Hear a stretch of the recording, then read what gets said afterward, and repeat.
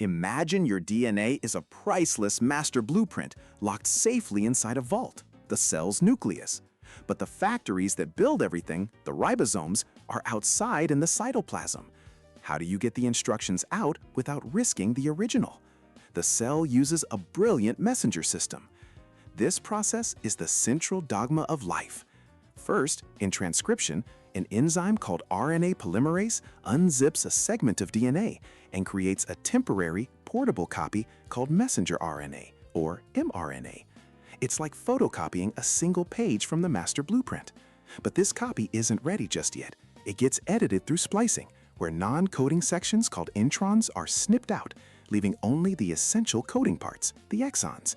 With a protective cap and tail added, this mature mRNA message is shipped out of the nucleus. Now for translation. The mRNA arrives at a ribosome, the cell's protein-building machine.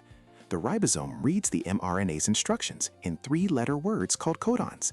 Each codon spills out a specific amino acid, the building blocks of proteins.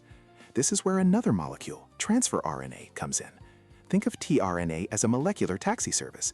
Each tRNA has a sequence that matches an mRNA codon, and it carries the corresponding amino acid. The ribosome moves along the mRNA reading codons as tRNAs deliver their amino acid cargo one by one. A chain forms, growing link by link, starting with the codon AUG and ending when it hits a stop signal. But this chain is just a string of pearls. It's not yet a functional protein. The final critical step is folding. The chain must twist and contort into a precise, complex 3D shape.